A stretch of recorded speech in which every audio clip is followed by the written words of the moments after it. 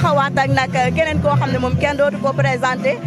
Babacar ñu gën koo xam ci Bou Soura moom nag goro la ci ki nga xam ne moo xamle muy Mouhamed Mbaye di président aussi tam association Ami muy président bu mag boobu nga xam ne kenn dootu ko présenté ci def lu baax ak social ci réew mi Babacar nuyu nañ la. mais absolument nuyu naa la. noo def. maa ngi sant bu rek. yaa ngi si jàmm. maa ngi si jàmm bu baax a baax. Aïcha lu doonoon tey taxawaay bi. alors tout d'abord tey dañ fi ñëwoon apporter sunu soutien à Mouhamed Mbaye nekk sunu frère d'abord initier li nga xamante ni moom mooy programme bi ñu ko ci encouragé bu baax a baax di ko féliciter parce que tey boo ñëwee ci bis bi gis nga ni tey ça a été une satisfaction totale et puis rax ci dolli ñu doon ci partenaire. loo gisee nuñ koy waxee innovation bi nga xam ne moom am na ko ndax ku xam matinée ak fuural xam ne nit yi dépassé woon nañ ko bàyyi woon nañ ko moom mu ñëw indiwaat ko te macha allah àdduna ñëpp nañu wuy si ko noo gisee loolu. tout d'abord Mouhamed dafa nekk nit boo xamante ni nitu nit yi la et puis c'est quelqu'un boo xamante ni il n'hésite pas à demander des conseils donc loolu moo tax tey idée bi mu am man woowoon na ma ci lu yàgg lool. waaye dafa amuloon ay sponsors yu ko mënoon épauler mais tey gis nga ko tey ñëw na réaliser ko mu doon un succès donc nga xamante ni donc dans la vie il faut toujours avoir de ce qu'on appelle des conseils et lui il a su gérer li nga xamante ni moom mooy ñi nga xamante ni ñoo koy conseiller moo tax tey li am def benn exploit boo xamante ni tey je pense que prochaine édition bi dina gën a mën a neex. voilà mi ngi noonu si ko kii nag mooy Babacar Soura président association Ami nga xam ne nee naa la loolu kenn dootu ko présenté ci def lu baax social bitim réew ak biir réew yëpp macha allah tubaarkàlla moom nag comme ni ma ko waxee woon sànq rek goro la ci ki nga xam ne moo di Mouhamed Mbaye moom lañ taxawaloon ñu xool beneen invité rek daal di koy jël wax ak moom Babacar jaajëfal nañ la. jërëjëf Absa kontaan naa. Ziko tam ñi ngi taxawaat ak nag beneen ndaanaan boo xam ne kenn dootu ko présenté ci wàllum série Sénégal acteur bu mag bi nga xam ne moo di Pape Cissé kenn dootu ko présenté borom série bu rëy bi dañuy bàyyi rek mu daal di nuyoo ñu waxtaan ak moom tuuti Pape nuyu nañ la. maa ngi leen di siyaar di kontaan ci interview bi waa Diaspora 221 di leen dalal ak jàmm. Pape voilà lan moo nekkoon sa taxawaay ci initiative bi nga xam ne Ahmed Mbaye am na ko. Bon, tout d'abord, dama kontaan am mbégte le fait qu'il a pensé à moi et le fait qu'il a pensé à un de mes amis, un de mes meilleurs amis, Babacar Soura Mboup, président Ami. Et directement ma jóg ñëw et aussi damay nit ku nga xamante ni depuis que je suis né, depuis que ma xam-xamee affaire de social daf ma mës a neex. Donc je suis prêt à aider. Du coup, s'il s'agit du social, direct damay ñëw sans hésiter.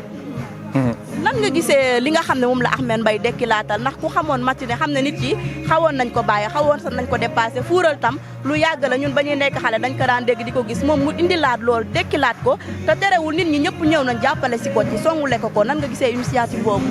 Bon dama koy féliciter moom Ahmed Mbaye parce que tey am na lu nga xamante ni mun naa ni cosaan la donc matinée mooy lu nga xamante ni que nit ñi ils pourront finir le boulot et puis directement ñëw. en profiter et puis teel a ñibbi mën a dallu sans pour autant mu yàqal leen dara donc ça a été un plaisir bi ma yëgee ni dafa organiser genre affaire yi te en plus avantage la pour nit ñi tisser des liens avantage la pour nit ñi gën a xamante parce que dañuy toog liggéey bi tënkuñu léegi ba nga xamante ne duñu amu temps gisante du coup je le félicite énormément te di ko yónnee sama appui aussi. ok voilà Pape léegi yow fi mu ne nii lan ngay waajal lan ngay xaar na fi mu ne nii nit yi gëj nañ laa gis te fan seeg xale jigéen ñëpp a ngi lay réclamer di la laaj danga lu tax nga jekk saay d'un coup làkkatu lan la. non pourtant làkkatu ma sax parce que dernièrement maa ngi woon Impact après Impact maa ngi tourné ak Infidèle maa ngi tourné ak Vautour aussi donc maa ngi nekk ci télé bi peut-être que ñoom ñoo xawul nekk en kii rek parce que xam nga affaire yi léegi ak li muy daw vidéo day toog lu yàgg soog a dem YouTube wala si télé bi mais maa ngi ci quoi maa ngi ci waaw. mais apparemment dégg nañ ñu ne xale jigéen ñi dañ la sonal vrai ou faux bu ma nëbbatu nag wax ma dëgg. non bu ma nee sonal day xaw a ñaaw mais maa ngi ciy sant suñu borom parce que jigéen mooy loo xamante ni bu nekkee si wetu góor ku góor ki day gën a sawar day gën a am jom te puis day xam àdduna parce que jigéen mooy lu nga xamante ni source de motivation la. donc du moment que yàlla boole la ak ñoom ak cant la sonal bi nag mënut a ñàkk parce que ñun ak yéen ñëpp a sonalante waaw mooy loolu daal. voilà Pape jaajëfal nañ la. ok merci beaucoup merci beaucoup. ngi toogaat ak benn ndaanaan boo xam ne yaakaar naa ne kenn dootu ko présenté ci réew mi muy Pape Mbaye Niang borom journaliste bu mag boobu nga xam ne moo nekk ci télé boobu di Sen TV tey ñëw nañ fekk si ko fii ci li nga xam ne mooy matinée bu Ameth Mbaye bi ñu bàyyi ko rek mu nuyoo ak yéen daal ñuy wax li nga xam ne lan moo doonoon teewaayam ci xew-xew bi. voilà ma leen di nuyu suñu mbokki internautes yi di rafetlu liggéey bi nga xam ne yéen a ngi koy def parce que yaakaar naa ne lii bëgg seen liggéey rek moo tax ngeen koy def et puis li tax ma ñëw fi tey nag c'est parce que Mouhamed Mbaye c'est un ami et c'est un frère boo xam ne nii ñoo bokk milieu bi ñu nekk parce que animation ak journalisme je pense que benn pas la rek boo xam ne moom ngay def may journaliste nekk Sen TV moom muy animateur ñu daje ci milieu bi alors mu nekk nit ku nga xam ne nii ku neex a àndal nit ku spontané koo xam ne li nga gis ci moom rek noonu la mel et puis loolu dafa jafe man j'ai pas l'habitude di génne ay guddi moo tax déjà budget staff la ma jox pour mën ma convaincre rek pour ma ñëw mu ne ma la joxee budget staff di nga ñëw parce que di nga xam ne yaa organisé bu doon loolu kon maa ngi tëdd di nelaw ku si nekk xam na ne man matinal laay def fajar la donc dafa metti du coup sacrifice boobu moom moo ma ko jaral te yaakaar naa ne bu woote waatee dinaa ñëw parce que lii c'est un début liñ bëgg moo di mu nekk un rendez-vous bu nga xam ne tous les vendredis dañu fiy ñëw fàttali ko temps booy comme ni mu ko tuddee parce que affaire de rétro la voilà loolu moo nekkoon sunu présence voilà tey Mame Mbaye dañ lay laaj naka nga gisee idée bu pertinent bi nga xam ne macha allah moom Mouhamed Mbaye am na ko innové-laat dekkilaat li nga xam ne moo nekkaan aada ak cosaan ndax fuural ak matinée nit ñi pratiquement bàyyi woon nañ ko moom mu ñëw indiwaat ko osé dekkilaat li nga xam ne mën naa ne dee woon na te macha allah nit ñi fekk si nañ ko si. c'est une très belle initiative parce que man xaw ma sa idée bi ni mu ko dikkalee parce que ñun li lañ xamaa fuural matinée temps bu njëkk ba loolu lañ xamoon mais léegi bi fi loolu jógee la ñu nemmee ko yenn yàqu-yàqu yu bari da ngay gis xale yu ndaw fan lañ daan daje ñun bi ñu nekkee xale ci fuural bi mais léegi xale yi boîte de nuit la ñuy fowee ñu ngi ci portable yi ñu ngi ci yenn bërëb bi alors que lii buñ ko andiwaatee day tax ñun dina participer ci yarin bi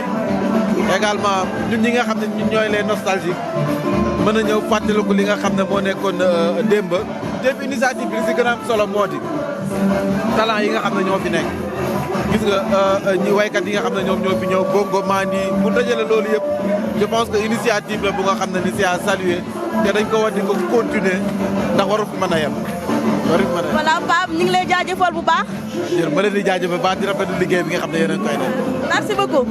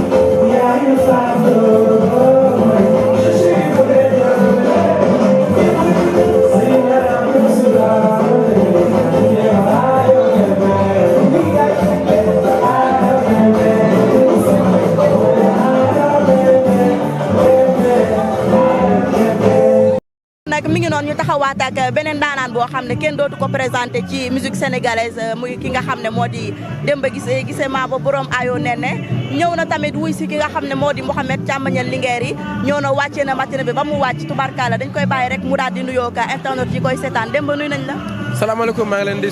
siyaar baax a baax waa 221 di leen wax ni vraiment kontaan naa ci yéen nuyu naa leen siyaar naa leen. mooy nañ la Demba lu nekkoon taxawaay bi. sa teewaay ñoo nag sama xarit nag Mouhamed moom maag moom dañoo yàgg te ku ne xam ne ne vraiment Mouhamed nit ku baax la te nag ni mel ci man la mel ci ñëpp waaye man nag xam naa ne sama xarit la moom. bu baax sax wax dëgg yàlla ndax damaa demoon sax bay bëgg a jaar kër ga tëdd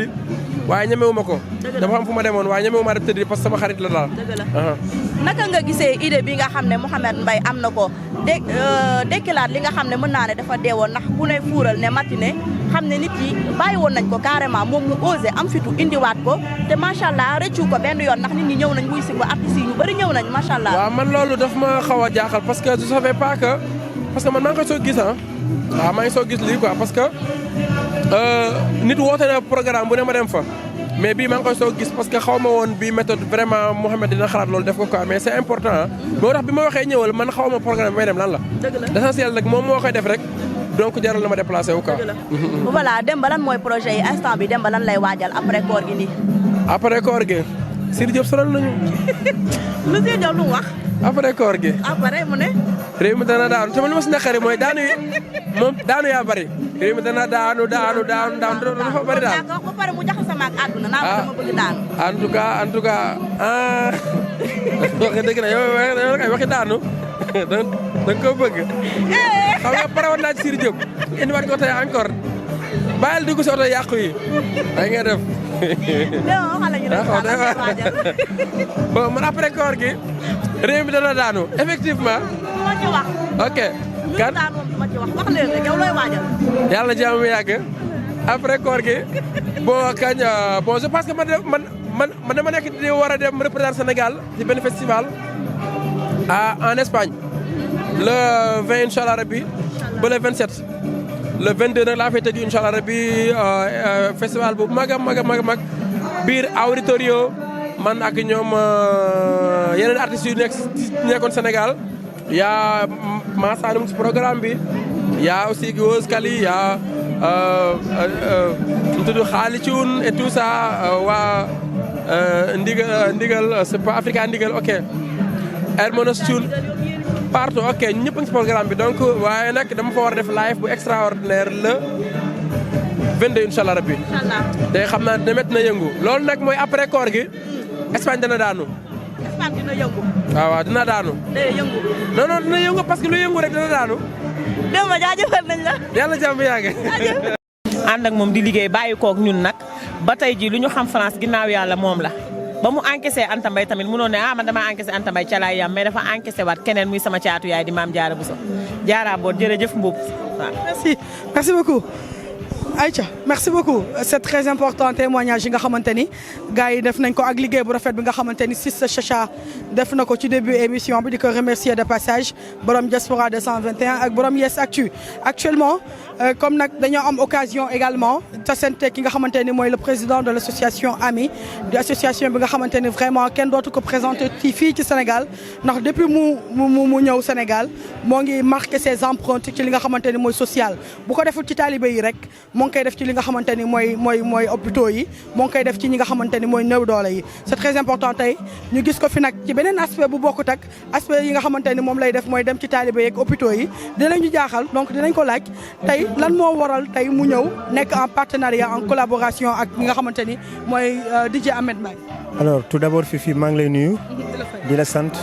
di la gërëm bu baax di la encourager ci liggéey bu rafet bi ngay def tey bu ñu fi ñëwee nag dañ fi ñëw ak en tant que président de l'association AMI et en même temps en tant que partenaire de Mouhamed Mbaye mu def li nga xamante ni mooy une innovation de taille ndax temps booy bu ko Mouhamed Mbaye réaliser concept bi dañ ko vraiment rafetlu tey ñu ñëw si nag vraiment indi suñu contribution dooleel ko jàppale ko et mu doon loo xamante ni vraiment am na succès. mais mais d'habitude dañuy gis yow ci talibé yi wala hôpitaux yi ngay def c'est une première ñu gis la ngay dugg ci affaire yi nga xamante ni mooy divertissement le pourquoi. xam nga Fifi c'est vrai que Ami ADN c'est l'humanitaire. mais tey dañu ñëw ci aspect culturel. ndax lii bu ñu fi dajee c'est plutôt au niveau de la culture te Mouhamed Mbaye li mu def nii c'est juste pour permettre aux gens de se divertir parce que ay after work duñ ko gis au Sénégal te tey bu ko defee ñemeloo na ñu bëri. donc concept bi dal na tey ñëpp daje nañ fi tey boo xoolee bongo man daje na fi chanteurs yi daje nañ fi personnalités yi daje nañ fi homme public yi daje nañ fi artistes yi daje nañ fi donc je pense que ni que lii dafa di nekk loo xamante ni culture moom moo dekkiwaat. ñu gis ne yow bokk nga ci sponsor yi nga xamante ni moom bokk na ci ñi nga gën a ñu yow bokk nga ci ñu mu gën a yaakaar c'est-à-dire Ami bokk na ci sponsor yi Mouhamed Mbaye gën a yaakaar voilà lan moo waral mu gën la yaakaar par rapport les autres sponsors. mais Fifi liggéey bi du yem fii Ahmed dafa nekk tout d'abord nit boo xamante ni dafa étendre champ de réflexion am tey ñun ñi nga xamante ni tey ay nawleem lañ daf ñuy poser ay questions donc tey ñun bu ñu ñëwee indi suñu contribution dafa nekk li war. Et puis tout ce qui touche le développement au Sénégal, ñun ça nous intéresse. Donc bu ñu gisee un jeune comme lui, engagé, déterminé et qui travaille pour la culture de son pays, qui travaille pour le développement de son pays, parce que tey boo xoolee tey fii am na ñu fi jël. kon déjà moom mi ngi participer ci li nga xamante ni moom mooy l'employabilité de son pays. kon man loolu bu fekkee ne dama gis kenn koo xamante ni dafay def li ni mel man je peux que l'encourager et liggéey bi du yam fii di nga gis prochaine édition bi mu gën a neex. mais Babacar Sorano ñu bëri dañuy laaj kan mooy rek sa ginnaaw parce que tey Babacar bokk nga ci ñu mujjee judd ci association waaye bokk nga ci ñi gën a fës ci association alors da nga bokk ci ay lobby wala da nga nekk France am ay ponkal yoo xamante ni dañ lay jox loolu ak loolu. Fifi sama catal morom damay laajte. Fifi dina la xamal lenn mooy ñun dañ koy wax ci kaw amul benn lobby bu nekk sunu ginnaaw amul benn dispositif bu nekk ci sunu ginnaaw dañu am yaakaar ni rek. yàlla daf ñu may ay nit tout d'abord ñu am yaakaar ni que tey bu fekkee ni yàlla daf ñu may ay nit yooyu war nañ leen mën a convaincre ñu ñëw tey jàppale sunu réew. donc di wax nit yi di la nangul du sunu ngóora yàlla moo ñu ko may certes am na entreprise yu bëri yoo xamante ni jëm nañ leen toqué am na ay nit yoo xamante ni jëm nañ leen approché mais ba léegi en toogul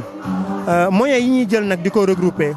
sunu ay moyens personnels lañ. sunu ay moyens propres lañ yi ñuy dépenser yëpp yàlla xam na ni samay xarit samay am di jàmm ku ci mel ni tey je vais citer quelques noms ku ci mel ni tey Pauline Soxna ku ci mel ni tey Khoureychi l'international sénégalais depuis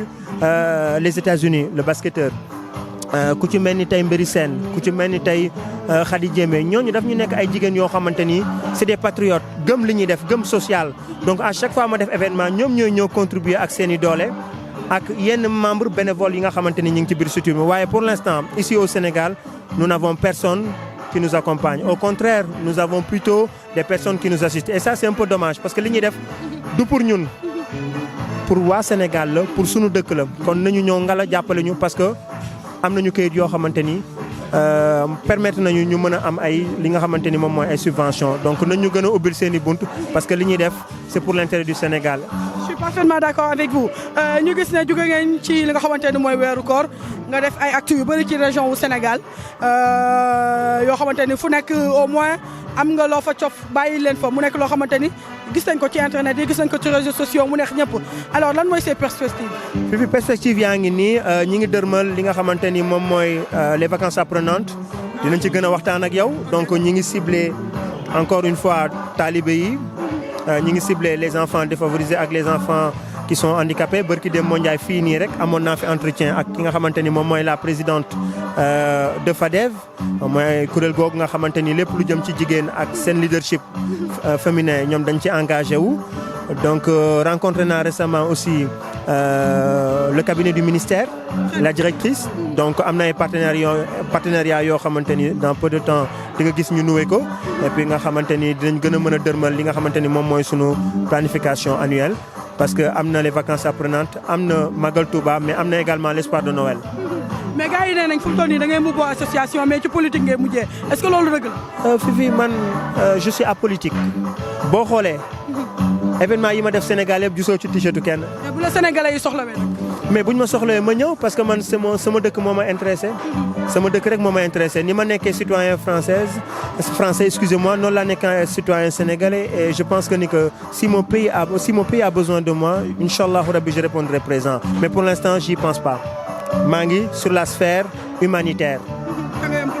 Voilà yam Fifi. D'accord, merci beaucoup le président Babacar. Merci beaucoup. À la prochaine. À bientôt. ko présenté ci musique sénégalaise artiste bu mag la macha allah tubarkalla di fierté ñun suñu fierté ñun waa Médina di sama papa di sama xarit ay El Hadj Keita Mori borom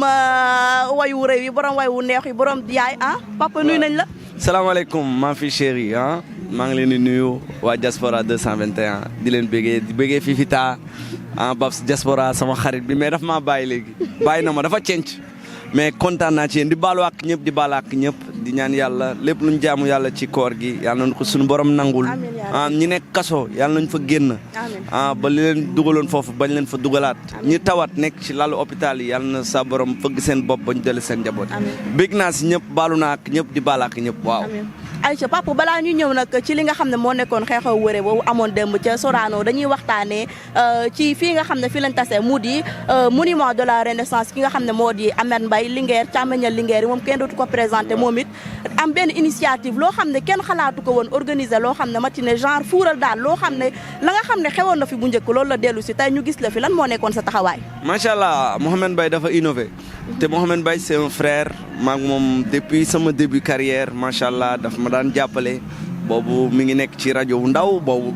ba yàlla def ba muy nekk ci télé. waaw kon moom bu xewlee damay teew. moo tax ma ñëw fi tamit feddaliwaat sama kóllëre ak moom di ko ñaaxaat tamit mu gën a góorgóorlu parce que ñun ñëpp ay ndaw lañ ay jeunes lañ dañuy góorgóorlu rek fii moom yàlla rek mën waaye ñun dañuy góorgóorlu te moom gis nañu yoonam bi macha allah mi ngi ciy góorgóorlu moo tax tey nag ma dagg yi te yëpp ñëw ci moom waaw. macha allah am na solo léegi nag dañuy ñëw nag ci Sorano bi papa. ndax fi mu ne nii moom bu yeboo sax nag ñu étiqueté la El Hadj Keita borom Sorano papa jotul tamit nag ñu laal grand théâtre tamit. non mais grand théâtre joué naa fa ba pare xanaa esplanade bi la ñuy laal. esplanade bi waaw keñ esplanade bi la ñuy laal rek. génn salle bi dugg ñëw ci cour bi mag bi incha allah yàlla mën na ko adduna yi takku parce que léegi partout ñëpp ak ñu bëgg partout dans le monde macha allah diaspora beeg ñëpp ñu ngi suivre macha allah di ñu bëggee ñu génne Fifita borom Yes Actu maa ngi lay nuyu bu baax ba pare El Hadj Keita génne lu bees moytu ko dem leen YouTube abonné sama page bu bees bi xool di ngeen gis di ngeen dégg dëgg foofa toj dëgg neexul moom ndaanaan la kuli fadrin kenn dootu ko présenté tubarkalla bu yuuxoo ci ngéwél nga kontaan mu ñëw ci tubaab nga kontaan mi ngi ni daal macha allah il est exceptionnel El Hadj Keita sama papa sama xarit papa ñu bàyyi la nga wax sa dernier moo tàggatoo ak internet yi lay seetaan bég naa di jox ñëpp nag rendez-vous maa ngi jégalu ci pub bi le 14 Playa anniversaire u Favi bi incha allah maa koy joué incha allah di ci woo ñëpp nag na ñëpp ñëw invité naa leen yéen a fi ne amul problème papa